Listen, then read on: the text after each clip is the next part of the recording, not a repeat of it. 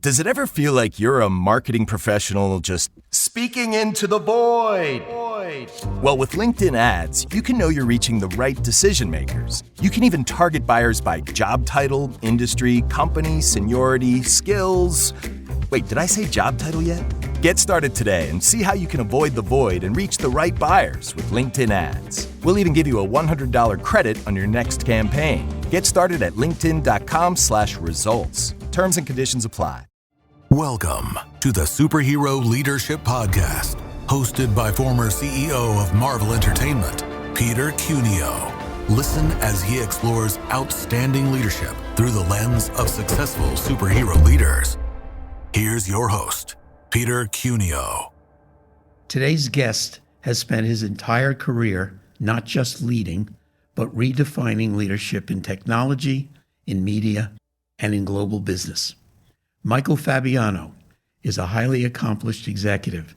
He currently serves as president of ESG News, where he helps shape the future of responsible business and sustainability. But that's just one chapter of a remarkable story. He began at NBC News, then went on to lead transformational change at the Associated Press.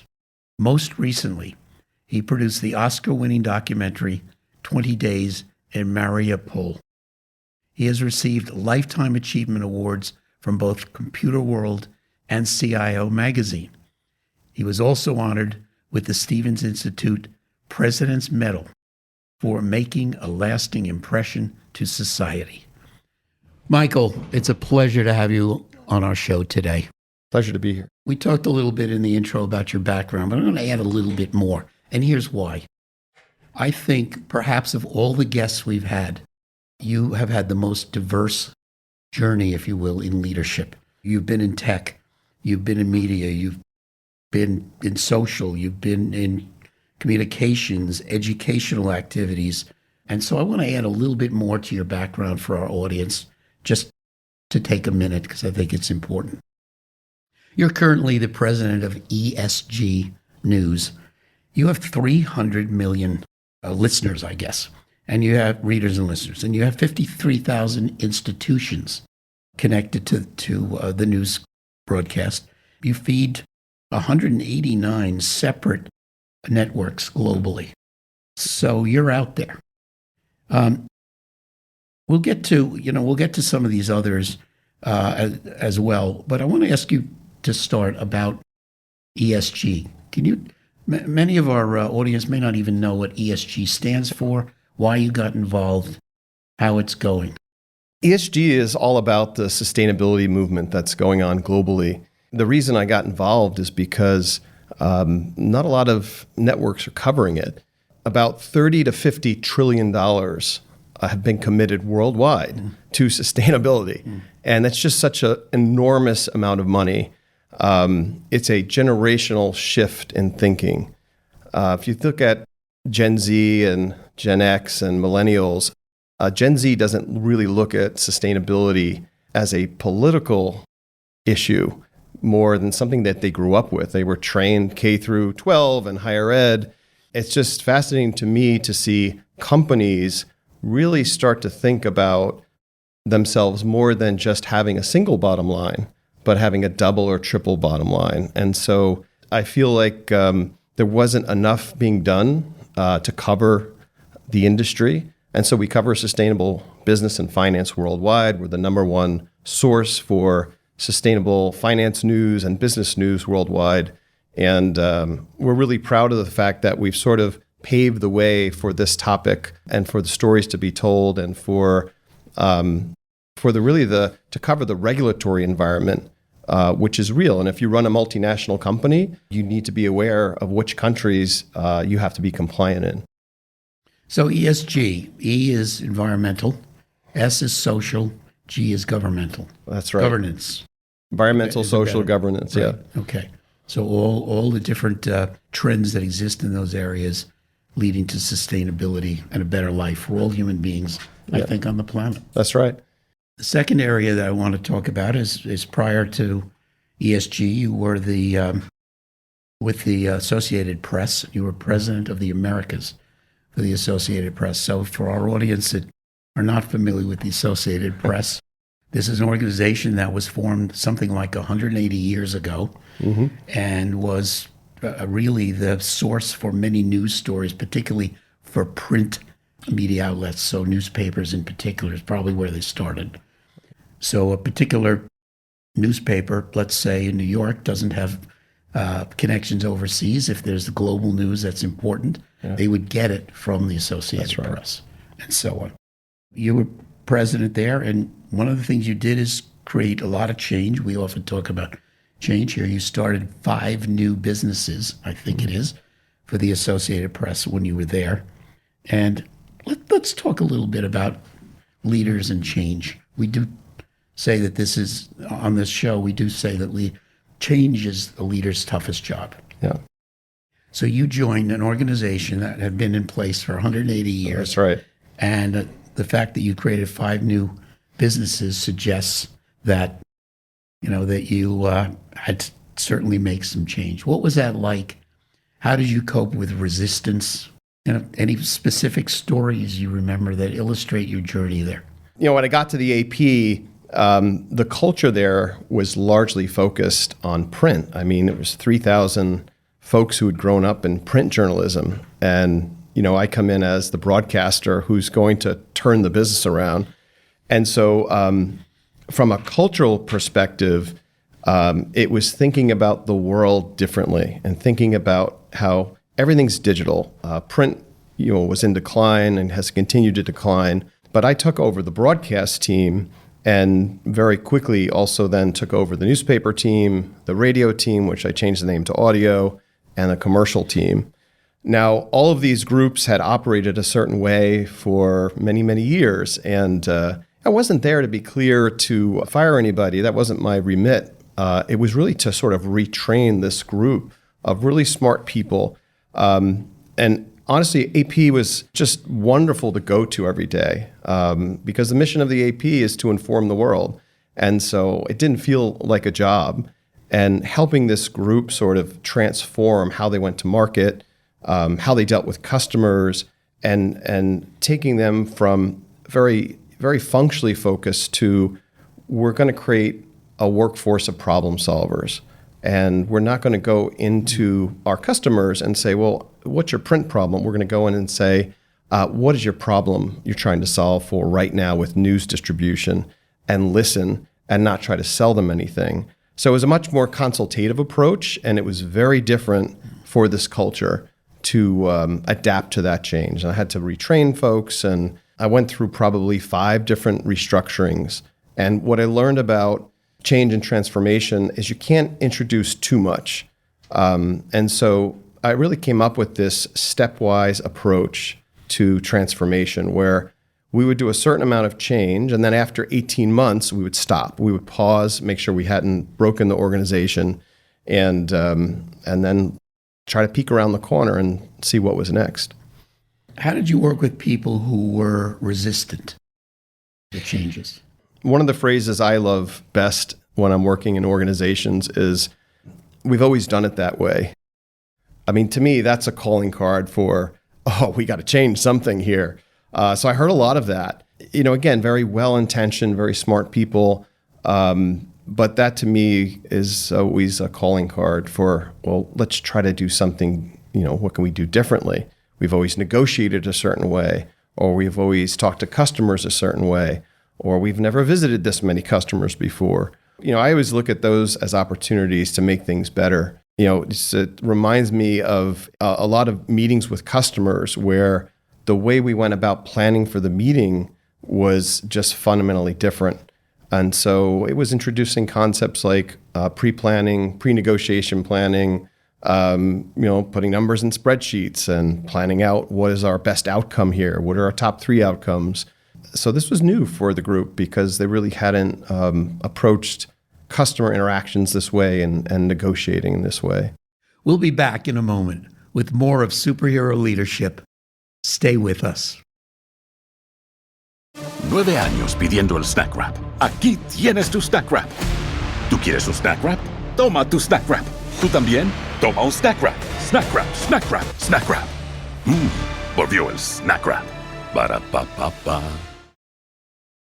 So it sounds like your experience was something I'm not used to, which is that through your leadership, everyone came around basically to the new thinking. It took a little while, but it happened. The kind of turnarounds I do where they're financially in deep trouble usually require a little more radical surgery probably and a little quicker surgery than you needed to do. But in the end, it's the same leadership challenges in either case. One of your changes was to create AP Productions. After 4 or 5 years, you won an Oscar in 2024, not too long ago, for Best Documentary Subject. Yeah. That's pretty amazing. I have a lot of experience in and out of the movie world. It's a great honor, Michael, actually. And can you tell us a little bit about how that happened? That's quite a leap. How did you come up with that particular subject matter? Sure. And did you know you had something really great? Sometimes, with documentaries or fictional movies, you're not sure what you have till you see it on the screen. How do you feel about that? It sort of goes back to why I wrote the business plan for AP Productions. And the one thing I recognized when I got to the AP was that they owned the rights to everything. They owned all of the intellectual property. They owned the notebooks, they owned the tapes, ye old tapes from, when there were tape recorders. They owned the pens. And you have this workforce that's creating content every day, and there were no agents. At NBC, everybody had an agent or an anchor, and it was much more difficult to create intellectual property, at a news network. But I looked at the AP as this incredible archive of content where we could definitely create a production company and create content. Now, the reason the AP wasn't really into having a production company was because most of the content in the archive was sold at the end of a production. And so as I looked at that, I thought, I've really got to convince leadership as to why we would start a production company and participate at the beginning. And the objection really was, well, we don't want to be part of advocacy projects. But the reality was we were in, virtually every documentary for 50 years. There was an image or a picture or photo or B-roll or something.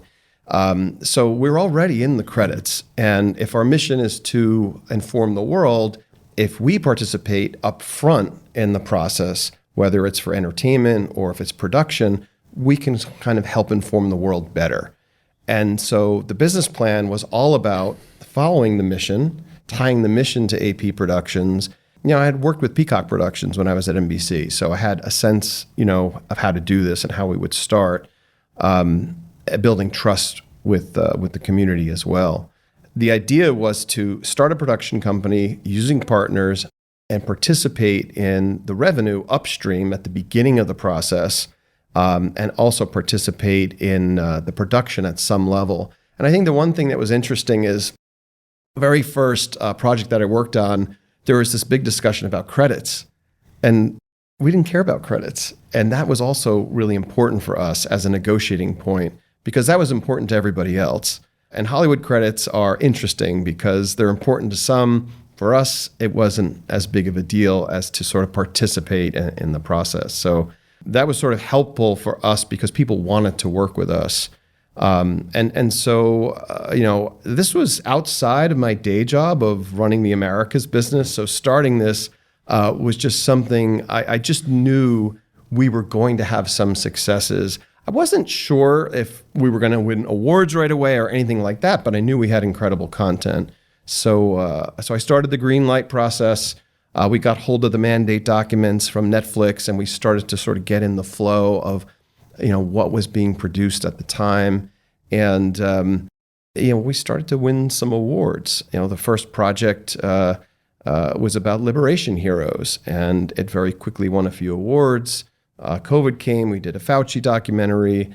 And so to get to 20 days was a process where we had leadership inform the whole company. If you have an idea, if you've captured something, if you want to try to make a documentary about it, run it through the green light process. And so that's sort of where that got greenlit. And as we saw it, we're like, we almost feel bad that we're going to make money off this, but we felt it was a story that we had to tell. Mm-hmm. It's also interesting to me because in film, it's often very hit or miss. You really don't know. Of course, you're doing documentaries on specific topics. Yeah. I was involved at Marvel with, superheroes. Right. But you still have a lot of the same challenges. You're right. You never kind of know if something's going to work. But I think the one thing, I was a tech guy who moved into business, who moved into media, and I found that I sort of developed a bit of a knack. I'm not great at it, but I could sort of tell if something was going to be good or not. And for example, we had these tapes of an undercover FBI agent who was an undercover agent in a modern day KKK. And I saw this, I listened to the tapes, and we brought it into the meeting, and I said to everybody, guys, we have to do this. Wow. This is unbelievable. Wow. We're listening to people plan murders from within a jail, wow. in the U.S. in modern day times. Yeah. And so we did that project with ABC, and it's called Grand Nighthawk. That won some awards. But I feel like, having a sense of what was going on in the market and true crime, you start to get a sense of like what you think might sell. And the best part about it is, we were going to work with partners, and they would sort of help validate our sort of inclinations as to if something was going to sell in the market or be good in the market. There's so much content at the AP, but uncovering the real gems that you think are going to be interesting to the world was our process. And then working with partners to try to expose those new documentaries. We often talk about, ask our guests to talk a little bit about how they grew up. Was there a moment in which they realized they aspired to leadership, or was it not? It was just, a continuous experience. And I think I see a lot of parallels as I study and meet great leaders, including leaders from the distant past that haven't been around for hundreds of years, and study them. There's a lot of parallels about how they grew up, the diversity of the experiences they had, maybe geographic diversity, how their parents parented, and I'm curious about your background. Yeah. You have a passport from the U.S., but also from Ireland. I'm wondering, Fabiano, frankly, doesn't sound Irish, but can you talk a little bit about growing up and how that was for you, and what the big lessons might have been? I grew up in a pretty traditional Italian-American family. My dad spoke Italian and English. He was a carpenter. He grew up in Newark, New Jersey, which in the Italian section there. And my mother was a nurse. And, I think I learned three things from my dad. One was Sunday dinner was really important. That window from 12 to 4 was, that was sacred. And so that was really important because the rest of the week was work. And that was the second thing I learned is hard work. My dad made us work all weekend. Unless you had a sport to go to, you were up at 8 a.m. on Saturday. You were raking leaves, you were washing windows, you were washing the car, you were helping with his carpentry business. And life is work, and you're going to work, and you're going to learn some work ethic that you can bring out into the world. And the third thing was, if you wanted to buy anything, you had to go make your own money, and you had to buy it yourself. And that was hard when you're 7 or 8 years old, and you're like, what do I do? So when I was 12, I got my first paper route. And there was no Venmo, there were no mobile phones, and you had to go door to door to collect your money. And you got dollar bills, you got quarters and pennies. So that paper route was really my first business, my first entrance into the business world. It's a big deal for my dad. He took me to Midland Bank, and we opened up a checking account. But I learned something about customer service at 12 years old because I knocked on everybody's door and I said, where would you like your newspaper? And the responses I got were, honestly, they were incredible. I mean, people were like, no one's ever asked me that. They just threw the paper on the ground. I said, well, do you want it in the plant, or do you want it on the doorstep? People really loved that I asked them, what they wanted. And, that sort of told me that if you treat these people with respect and courtesy, maybe you'll get a bigger tip. And at the time, you had to go walk the neighborhood every Sunday and knock on the doors and ask for your money. So that was interesting. But my dad made us work with him. He had a carpentry business. And, growing up, I learned some of that business, but, he encouraged us to get educated because it was hard work. I mean, we were doing roofs and everything. And there was one summer where he actually broke his leg doing an estimate. This is a man who had jumped all over roofs and ladders and was doing an estimate and fell down. So at 14, me and my brother, who was 16, had to run this business, and it was extremely difficult. So that sort of shaped my kind of view of the world, of hard work, but also aspiring to get educated. The following summer, he said to me, "You're not going to do this anymore. You're too smart. I'm dropping you at the gas station." And I thought, well, what am I going to do at the gas station? But the owner of the gas station taught me two things. He said, "Always hold your money together like a banker, and don't ever steal from me." So don't ever steal from the company, and always protect the money. But he went on to teach me how to rebuild engines. And that's sort of where I sort of got my inkling on, how to look at things and build things. And I built a 4-cylinder VW engine and bought an old VW from him, and that was my first car.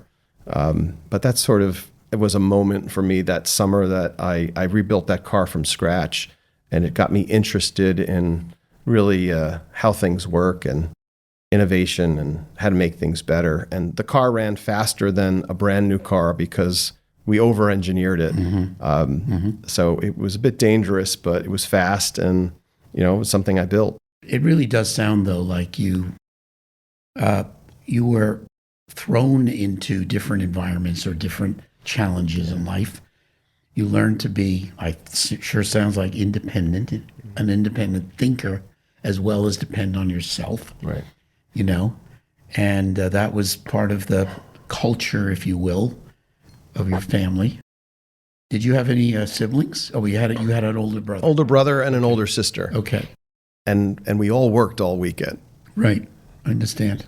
Yeah. I get it. And this is, again, I'm happy to say, I think this is a similar story in different ways, but also the same and that we hear from other people. We'll continue our conversation with Michael Fabiano right after this short break.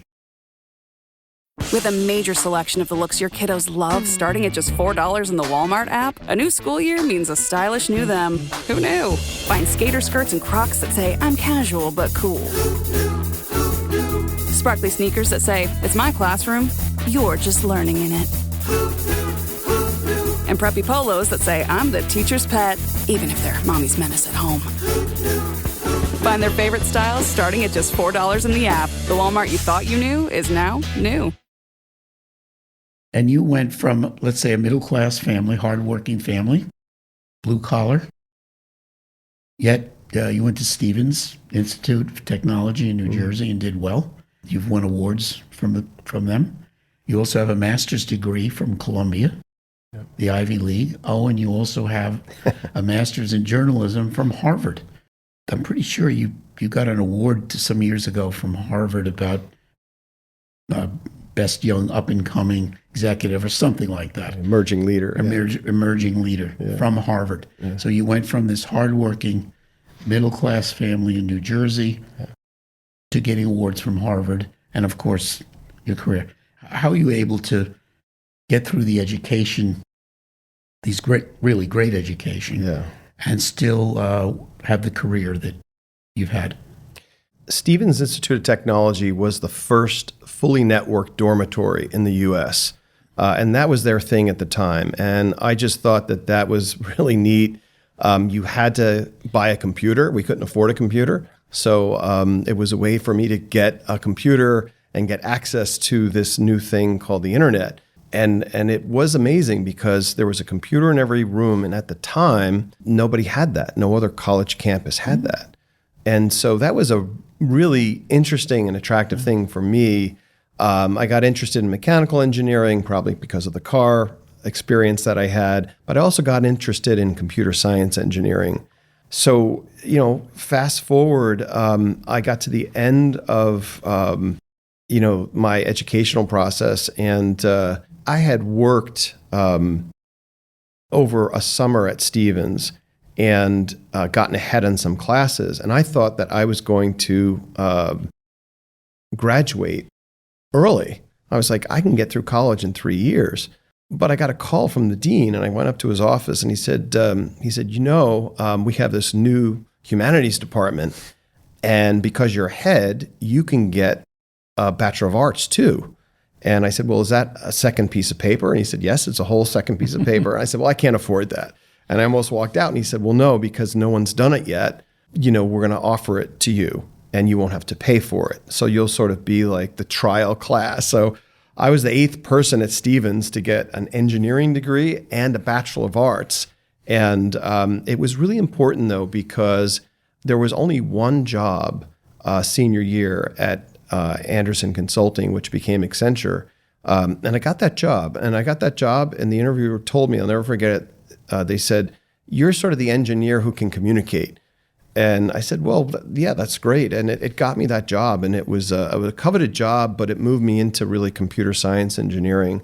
And then, I guess what I learned from that experience is the more of these experiences you have, the more people you can connect with.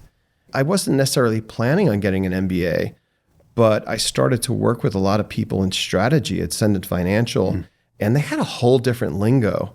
And I went through the executive MBA program. And I think it's important to understand that an executive MBA doesn't mean a watered down MBA.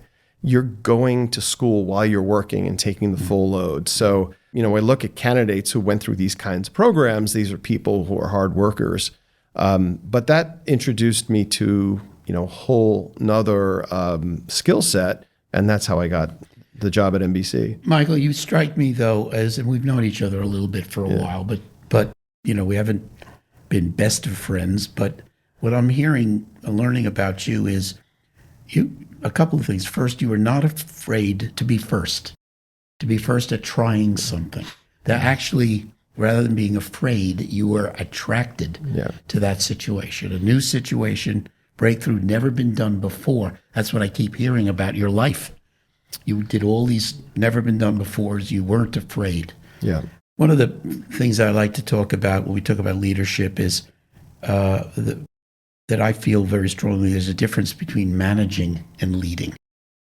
I think you manage things. You manage cash, you manage machines, you manage whatever, but you lead people. And I guess the difference that I make about this is that things that you manage won't talk back to you or question your decisions or your mentality or your brain power. Right. You lead people, and they will question all of those things. You can expect that. Yeah. And I do think that great leaders actually understand the difference. Have you had situations where you've seen other people mistake leading and managing? Yeah, I think of leadership as setting a vision for people on a place you want to get to that is inspirational and is something that sort of touches about why they're there. Leadership is about, what am I doing? Why am I here? I'm here to inform the world, or I'm here to do something that's never been done before, and it's going to be okay, everybody. Like, we might make some mistakes, but trying to inspire, set vision in an authentic way. Like, you really believe. Like, I really, truly believed something great was going to come out of AP Productions. I didn't know what it was. I knew we could win awards maybe, but I didn't think it would happen that quickly. But in my gut, I just kind of knew that we had something great here. And so I set the vision for that as, I don't know if we'll win an award for 10 or 20 years, but let's create the team and the environment, and let's do projects we feel good about, and let's see where this goes. The management piece of that was about getting all the right people around the table and the mechanics and the tactical activities that you do to manage the budget and staffing. And I picked a team member and moved them to LA so they'd be right in the middle of Hollywood and things like that. And so that's kind of how I look at leading and managing. It's two very different things. I don't know that everybody wants to be a leader. They don't necessarily, not everybody likes to take a risk and put themselves out there and say, I believe we can get here. I mean, it was the same thing with the grants business at the AP. That was something nobody really wanted to do, but I had a sense of a vision for what the company could become with a public-private partnership model. And that to me was sort of leadership and not really management. Yeah, I think we think here that most people actually do not aspire to leadership, and that's not a criticism. I think that's okay. That's more normal Yeah. because of the risks involved, the risks of failure, the risks of upsetting other people. Because if you're an effective leader, you will be called on to make change, right, regardless of the challenge. Business, non-business, nonprofit, whatever you're engaged in, and you're going to probably have some people upset with you. And most human beings would like to be liked by everyone, and I get that. Yeah. But you and I are weird, okay? We for some reason, we would love to be loved by everyone, of course, but we're not, because we make changes, and some of them are tough changes, and that's if we want to get the goal to the goal. And we believe that our changes will benefit the great bulk of people we're engaged with. There'll be a few that maybe it won't, but we, for some reason, some place along the line, we became okay with the risk. Yeah. And okay because I call it running to the challenge. I call it running to the challenge, rather than running away from it. Yeah. I say I'm addicted to success through diverse teamwork. Mm-hmm. It sounds to me like you could make the same comment. At some point I got addicted. I'm not sure exactly when, but it's the only thing I can do now.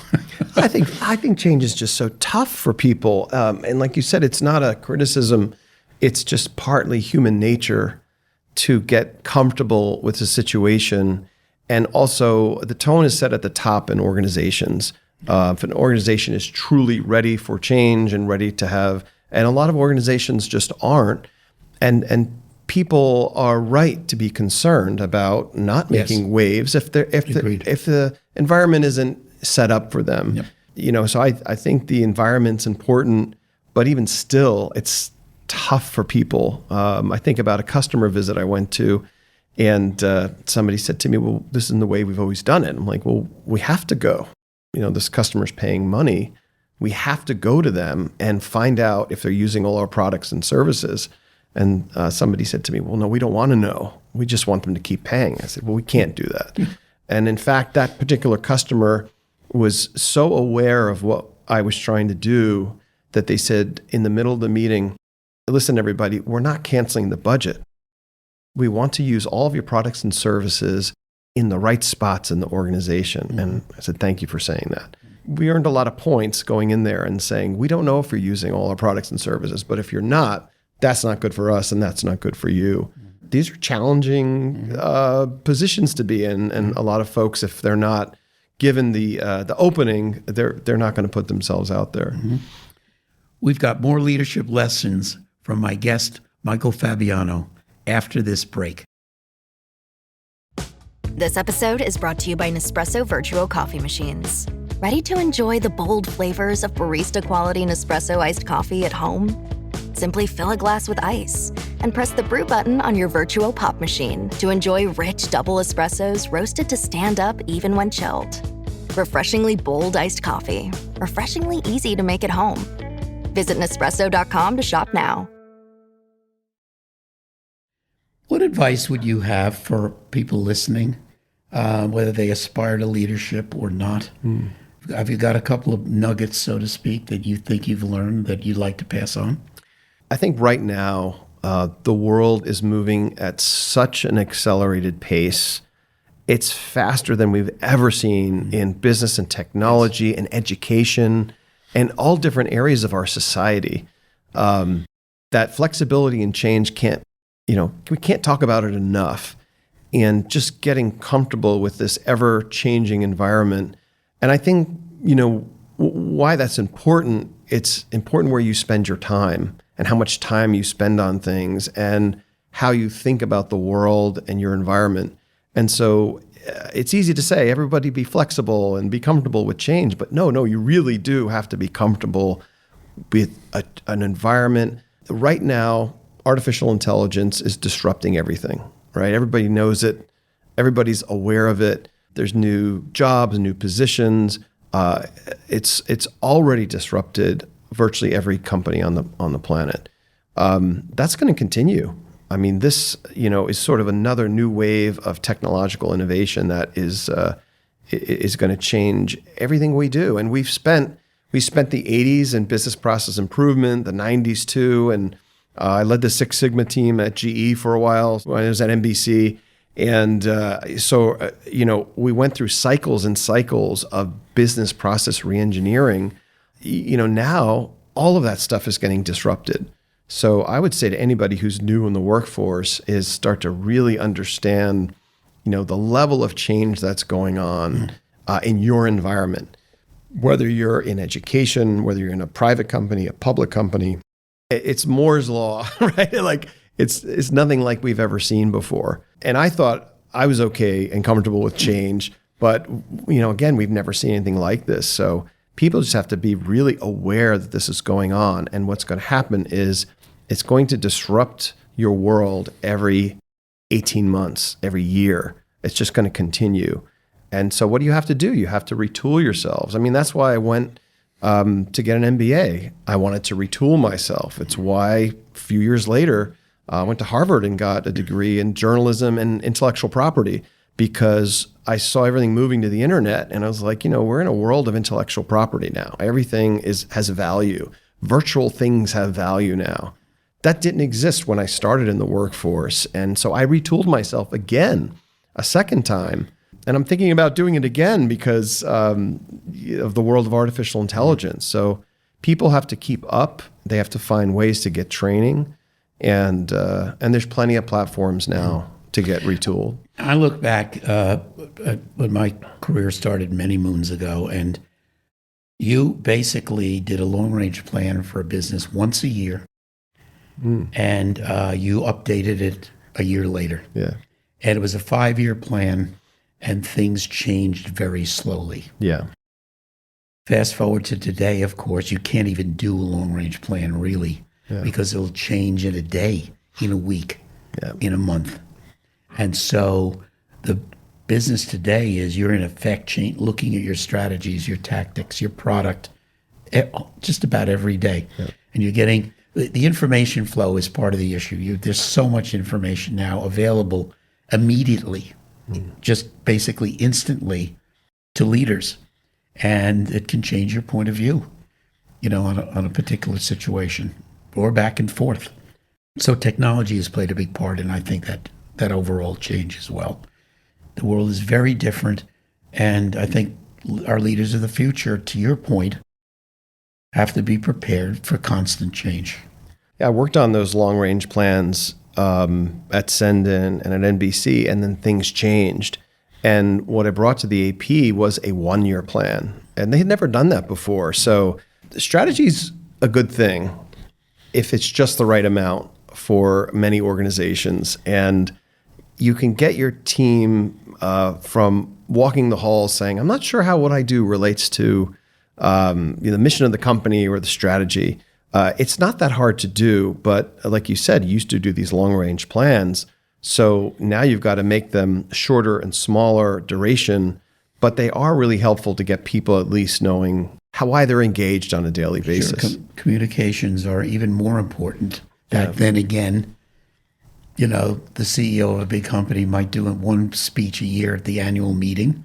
That was it. Today, we have to communicate. I think effective communications is almost every day. Every day, every week. To every employee, either formally, informally, whatever means you want, because there's constant change. And change scares human beings. It just does. Good change scares human beings. We need to be consistent with how we communicate and what have you. It's a very different world than quite a while ago.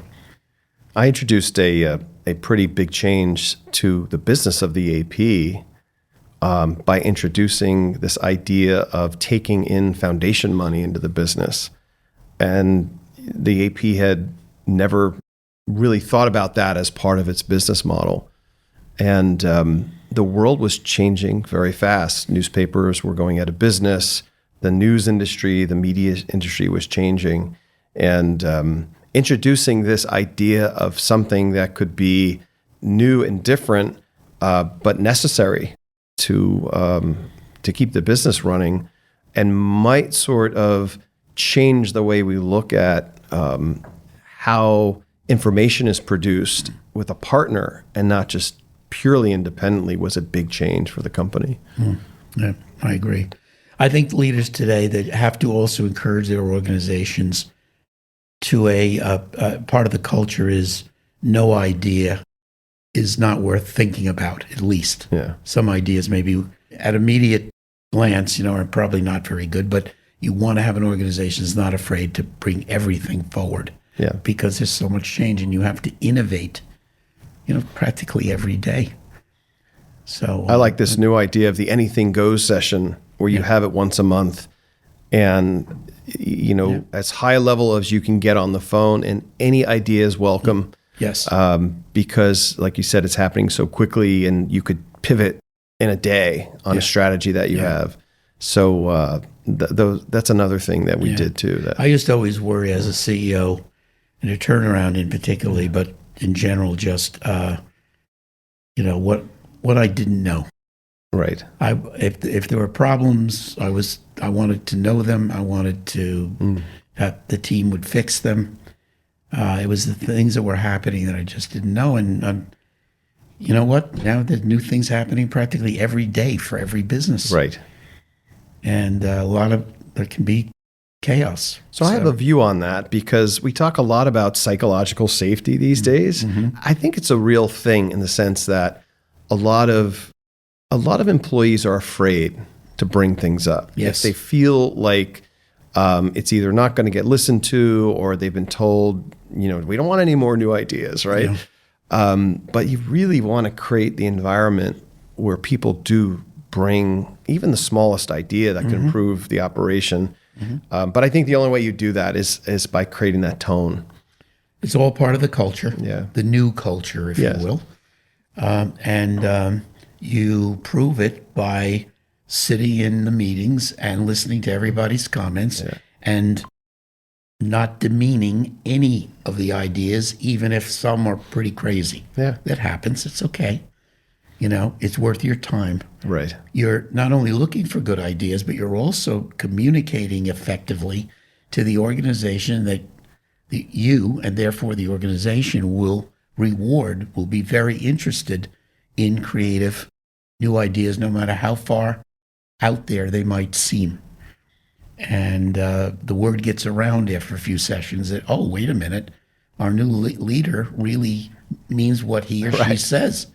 He wants to hear what's going on. And it's not hard to do, but it's an approach. But it's still fairly new for most leaders, unfortunately.